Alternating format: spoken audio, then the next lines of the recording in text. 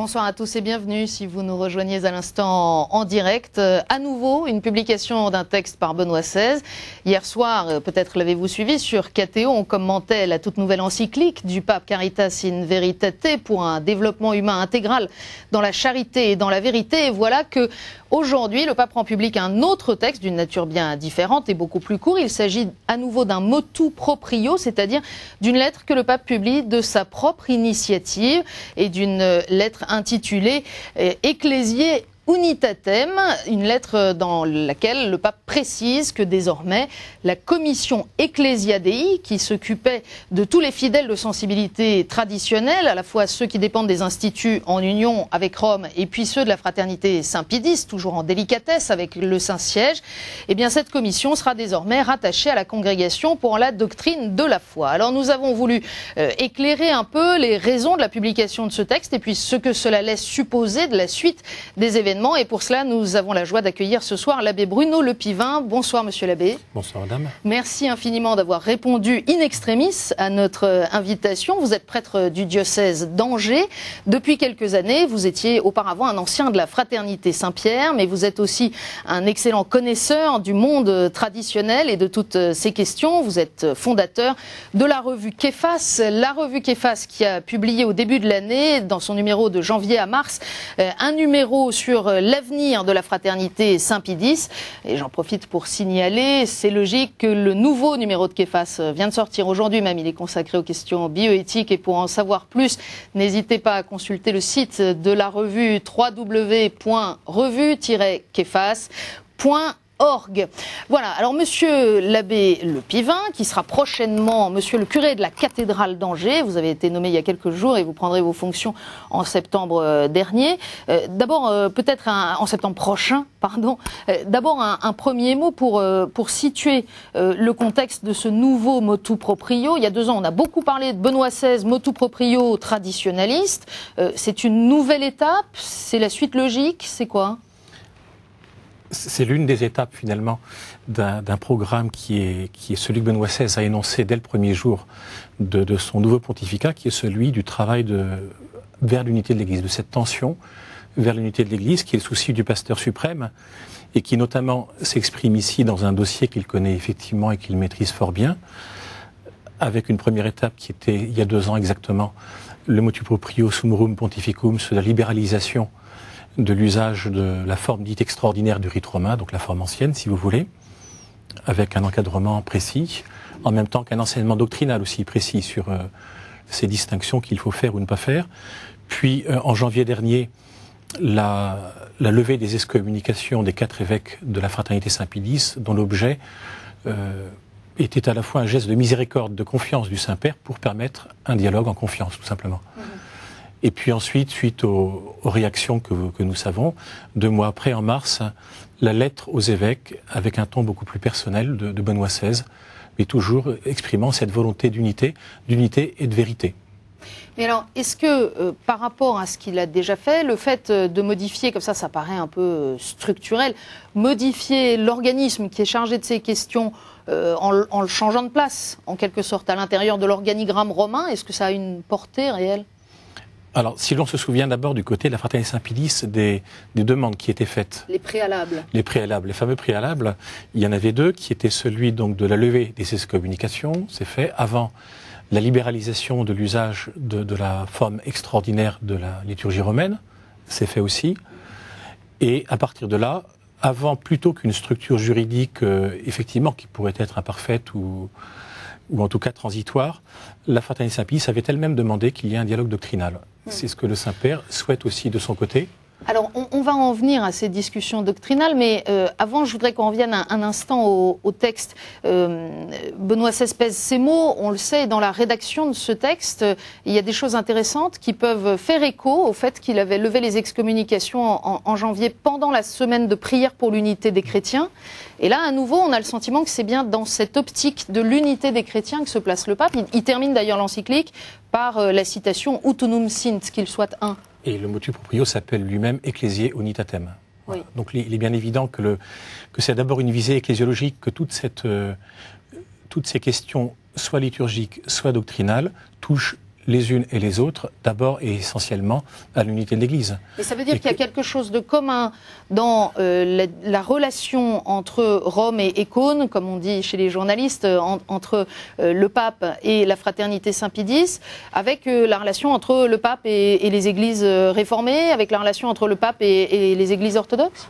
Alors le souci de toute façon du Saint-Père est toujours celui de la pleine communion, le terme est de nouveau employé dans ce mutuo proprio, que ce soit avec les orthodoxes, que ce soit avec l'Église réformée, les luthériens, il y a effectivement toujours un dialogue à rechercher. Les types de dialogue évidemment, enfin ou du moins les points soulevés dans les différents dialogues ne sont pas les mêmes sans doute, mais finalement la démarche au fond reste radicalement la même, c'est sûr. Il s'agit toujours de favoriser la pleine communion de tous ceux qui se réclament du nom de chrétiens. Alors, ici, de catholiques. Certains catholiques se sont interrogés, notamment en janvier, après la levée des excommunications, sur la nécessité, pour le pape, la nécessité réelle de faire tant d'efforts vis-à-vis de la fraternité Saint-Pie-X. Le pape répond en quelque sorte, il reprend dans ce motu proprio ce qu'il a déjà écrit à de nombreuses reprises sur son ministère d'unité. Absolument. Il remarque dans la lettre qu'il envoie ensuite en mars aux évêques, il s'étonne en fait du tollé qu'avait suscité ce geste, remarquant qu'effectivement, on peut difficilement vouloir absolument le communisme et l'unité sans le vouloir à tous les niveaux. Pourquoi est-ce qu'il y aurait une partie de catholiques ou de chrétiens qui devrait de toute façon, fatalement, j'allais dire, être coupée de cette unité? Le pape n'y voit pas de raison majeure, on peut le comprendre. Pour autant, il n'en cache pas les difficultés réelles. Mais c'est bien le métier du pape, entre guillemets, que de travailler à ces questions. C'est son travail de serviteur des serviteurs de Dieu, de serviteur de l'unité. Alors on parlait des discussions doctrinales, effectivement, que demande la fraternité Saint-Pie-X et que demande Rome également, en soulignant que les points de désaccord aujourd'hui sont manifestement avant tout des points de doctrine. Avant d'en venir au contenu et au contexte de ces discussions doctrinales, nos journalistes sont allés cet après-midi interroger quelques fidèles qui n'étaient pas partis en vacances devant l'église Saint-Nicolas du Chardonnay à Paris, l'église Saint-Nicolas du Chardonnay qui est administrée par la fraternité Saint-Pie-X. Je pense que c'est une très bonne étape puisque la fraternité réclamait depuis longtemps des discussions doctrinales et là, et justement, elle faisait la condition sine qua non de sa réintégration dans l'Église. Et là, on sent que Benoît XVI est en train de franchir le pas et donc le dialogue est en bonne voie. D'une part, il y a le pape, effectivement, mais d'autre part, comme vous l'avez déjà dit, c'est un problème doctrinal, donc c'est un problème de fond.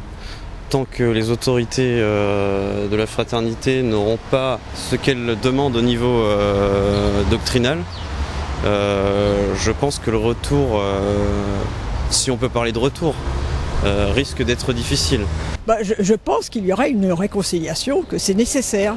C'est nécessaire pour la religion catholique et puis pour les catholiques, de toute façon. Tout le monde attend quelque chose qui va se passer dans les moments, peut-être dans les mois qui suivent. Sincèrement, je pense que ça risque de prendre encore quelques bonnes années, quoi. Mais j'espérerais que ça se passe plus rapidement. Ah oui, je suis confiant. Moi, je suis toujours confiant dans l'Église et dans le Saint-Esprit et dans la grâce de Dieu. Un reportage de Sybille Delettre et Sophie Lenné. Une réaction, monsieur l'abbé, à ce qu'on vient d'entendre? On voit visiblement qu'effectivement l'attente est grande chez ces fidèles qui souhaitent cette unité, cette réconciliation. Moyennant quoi, on pressent aussi derrière ces témoignages que il y a d'une part, je crois qu'il y a deux catégories de difficultés doctrinales. Il y a celles qui ont été souvent mises en avant par la fraternité Saint-Pie-X, 4 principalement, celle de l'œcuménisme, celle du dialogue interreligieux, celle de la liberté religieuse, celle de la collégialité épiscopale. Je crois que ce sont les 4 points doctrinaux qui les sont plus problématiques, voilà, et tous les 4 en référence au Concile de Vatican II. Tout à fait. Donc, alors en amont, il me semble, et on le pressent encore une fois derrière ces témoignages, il y a aussi des points de vue plus proprement ecclésiologiques et qui vont donner le cadre d'ailleurs de ces discussions, notamment la notion de tradition. Qu'est-ce que c'est que la tradition? Qu'est-ce que ce n'est pas? Qu'est-ce que c'est que le magistère de l'Église? Comment le reçoit-on? Quelle est l'autorité du magistère? Qu'est-ce que c'est est-ce que le Concile Vatican II est un concile simplement pastoral qui n'aurait pas évoqué la doctrine? Ou est-ce que c'est un concile doctrinal? Quelle autorité a le Concile Vatican II? Et puis enfin, dernier point, est-ce qu'il y a continuité et rupture entre avant, après Vatican II dans la doctrine, dans le magistère de l'Église? C'est déjà au moins ce que Benoît XVI en pense, qui développe avec insistance une lecture dans une herméneutique de continuité depuis le début de son pontificat. Une première question sur ces discussions doctrinales, comment est-ce qu'on discute la doctrine avec la Congrégation pour la doctrine de la foi qui en est le garant? J'imagine tout simplement que la commission, enfin que la Congrégation pour la doctrine de la foi va elle-même donner un cadre, une méthode de discussion. Alors il y a d'abord des fondamentaux qui sont connus, c'est l'unité de foi qui est transmise par la tradition vivante. Alors vous voyez déjà l'expression est elle-même contestée par la Fraternité Saint-Pie, donc ce sera intéressant de savoir existe-t-il ou pas une tradition vivante. Laquelle tradition vivante s'exprime au moyen du magistère. Donc il faut faire attention qu'il ne s'agit pas simplement d'un compromis à trouver sur un plus petit dénominateur commun entre deux personnes qui auraient eu une dispute et qui devraient se réconcilier pour faire bonne figure. Il y a effectivement des fondamentaux qui sont ceux de la tradition de l'Église, de toujours. Au fond, l'objectif de ces discussions, c'est d'arriver à définir une doctrine commune, ou c'est de se dire, est-ce qu'on est bien d'accord sur l'essentiel du corpus, simplement on le regarde sous un angle différent, ou est-ce qu'au contraire, on n'est définitivement pas d'accord, dont acte? C'est simplement de dire, je crois, sur les points d'achoppement contesté par la Fraternité Saint-Pie, spécialement dans le Concile Vatican II ou le magistère postérieur, est-ce qu'il y a ou non continuité avec le magistère antérieur? Oui. Ou est-ce qu'il y a rupture? Si on prend, je ne voudrais pas jouer les Cassandres, mais si on prend les déclarations relativement récentes des uns et des autres, je fais référence par exemple à l'entretien qu'a accordé à la vie Monseigneur Tissier de Malray il y a quelque temps, la semaine dernière, et qui disait « Nous ne signerons jamais de compromis, les discussions n'avanceront que si Rome réforme sa manière de voir et reconnaît les erreurs dans lesquelles le Concile a mené l'Église. » Le pape, quant à lui, dans sa lettre aux évêques, il fixait le cadre, j'allais dire, inverse, c'est-à-dire en disant que les discussions doctrinales aboutiront s'il y a une reconnaissance de l'autorité magistérielle continue dans l'Église, y compris Vatican II, quitte à ce qu'après on discute de différents ordres d'autorité hiérarchiques un peu différents les uns des autres. Oui, donc ça paraît pas réconciliable sur le papier. Ça l'est, c'est irréconciliable évidemment. Donc si effectivement on part d'une pétition de principe qu'il faut que Rome revienne à la vérité magistérielle que détiendrait Écône, de manière évidente, ça ne pourra pas aboutir. Bon. Donc je crois qu'au-delà, il y a une démarche qui est d'abord spirituelle.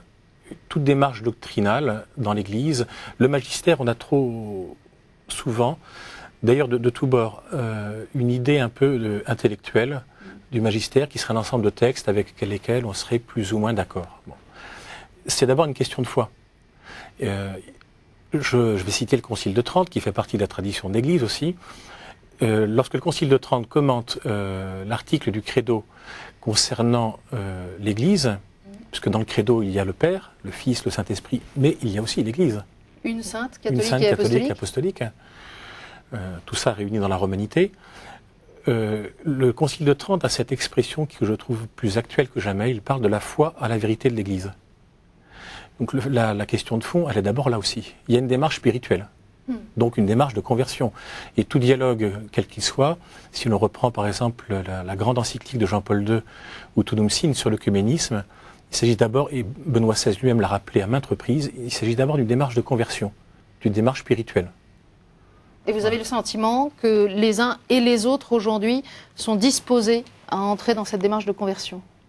Alors je n'ai pas de sentiment sur la question. Ce qui est sûr, c'est que beaucoup de gestes, Benoît XVI l'a dit lui-même, de bonne volonté ont été émis, et que Benoît XVI souhaite profondément, et avec son cœur de père, c'est une démarche de miséricorde, il l'a répété souvent. Donc il s'agit à ceux à qui la main est tendue d'entrer dans cette miséricorde qui est celle du Père. Et puis cette miséricorde, l'Église n'est pas une caserne, donc le pape souhaite montrer de manière visible et claire qu'on peut discuter dans l'Église, que l'Église est aussi un lieu de discussion. Alors, il reste à voir maintenant quelles sont les dispositions que prendra la Congrégation pour la doctrine de la foi pour fixer le cadre de ces discussions doctrinales qu'on ne connaît pas encore très bien. Le cadre à la fois d'organisation, qui va discuter avec qui, nommément parlant, et puis l'étendue des sujets traités, et puis peut-être un calendrier pour l'ouverture concrète de ces discussions. C'est ce qu'on attend. Tout à fait, ce sont les trois éléments. Oui, effectivement, quels seront les sujets traités, qui seront les interlocuteurs, puis effectivement, sous quelle forme, quel est le calendrier prévu. Oui, c'est les trois éléments qui, pour l'instant, ne nous sont pas connus.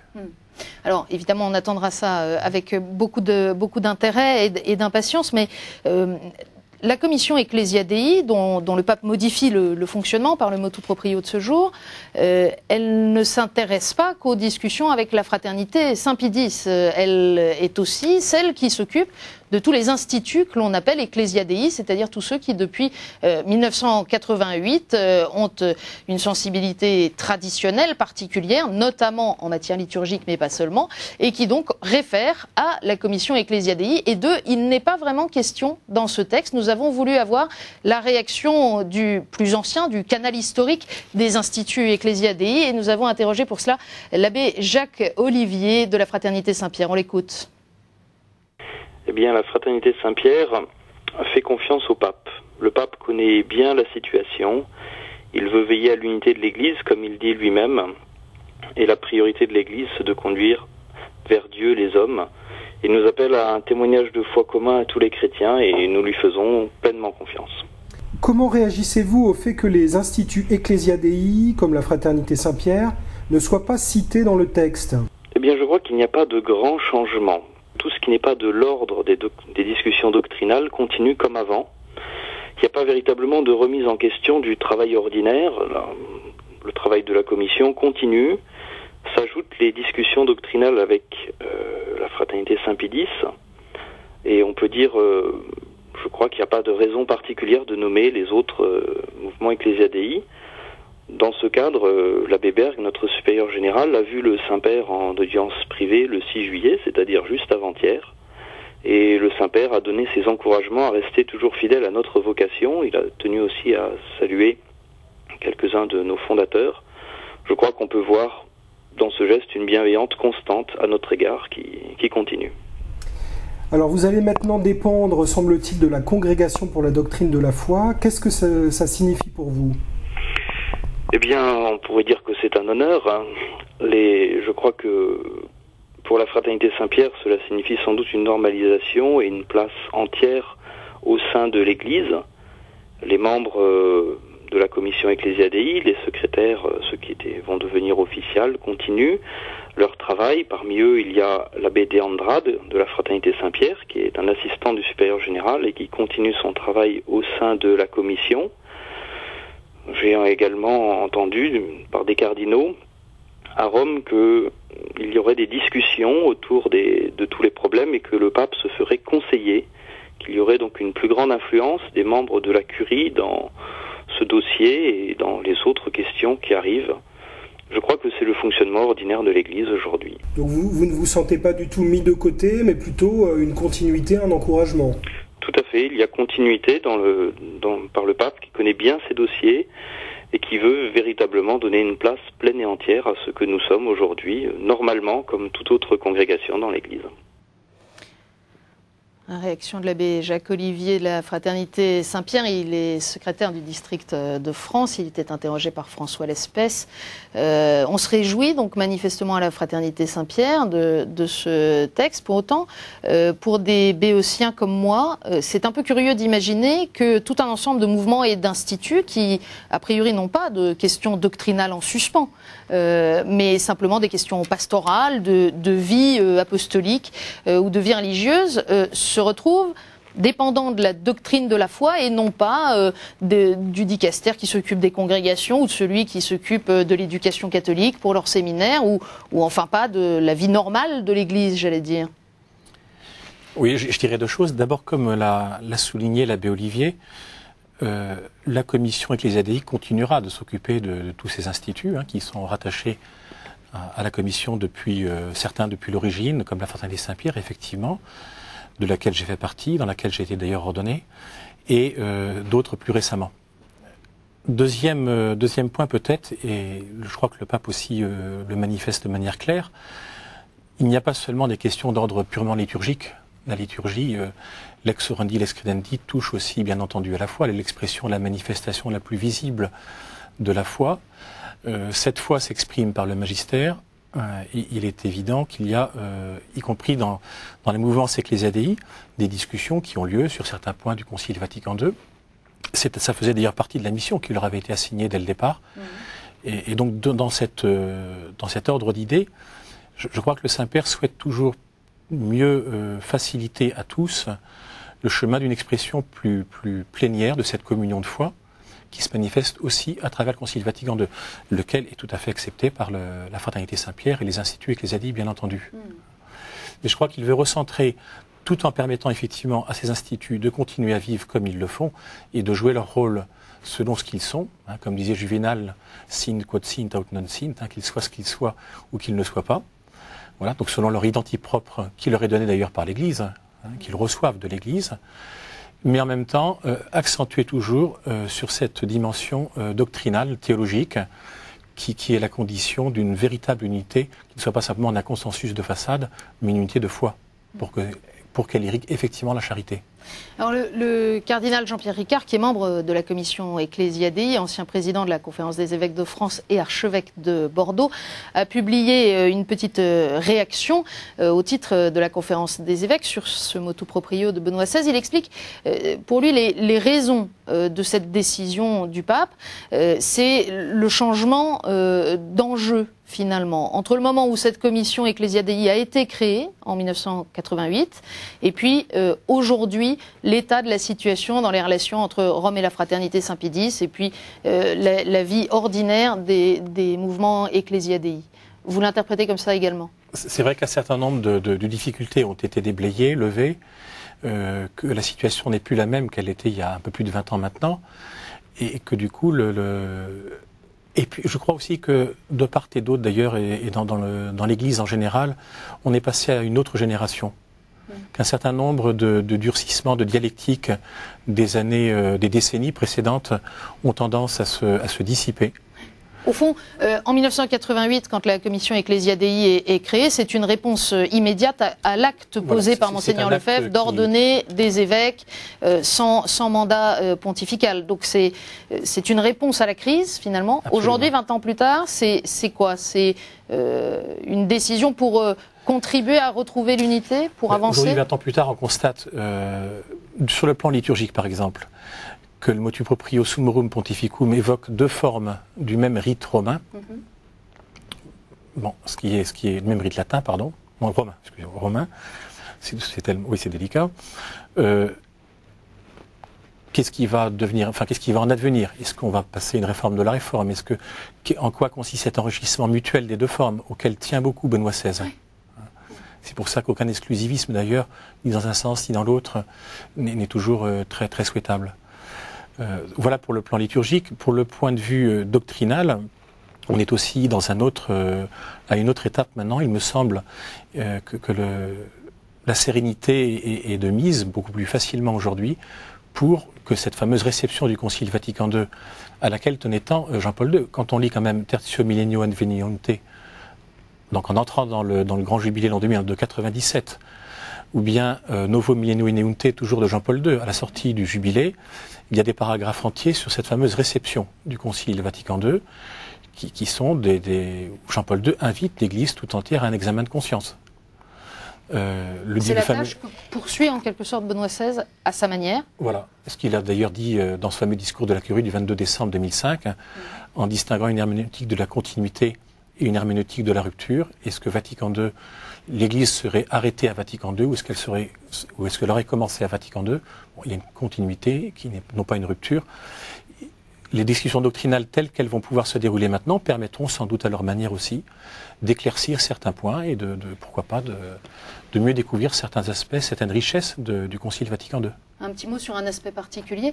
On est dans un monde qui communique beaucoup, où tout se sait tout de suite. Est-ce que vous pensez que ces discussions doctrinales, elles vont se dérouler aussi sur la place publique? Ou est-ce que pour maintenir la sérénité des débats, il vaut mieux qu'il n'infiltre pas grand-chose? Alors c'est vrai que je suis sur un plateau de télévision, je fais attention à ce que je dis, mais parfois les magistères médiatiques prennent le pas sur le magistère de l'Église lui-même. Et il est évident que depuis environ le moment du Concile, qui n'est pas du tout imputable au Concile, mais au moyen de communication de l'époque, les textes du magistère ou les déclarations des papes ou même des évêques parviennent donc de manière souvent déformée au grand public avant même qu'elles aient pu être reçues dans l'Église. On tâchera sur KTO de faire un peu les deux, c'est-à-dire comme aujourd'hui de donner quelques éclairages, quelques clés de compréhension et puis de suivre dans la durée et dans une herméneutique de continuité l'ensemble des textes de l'Église mais aussi des événements de sa vie pastorale. Merci beaucoup à l'abbé Bruno Le Pivin de nous avoir rejoints.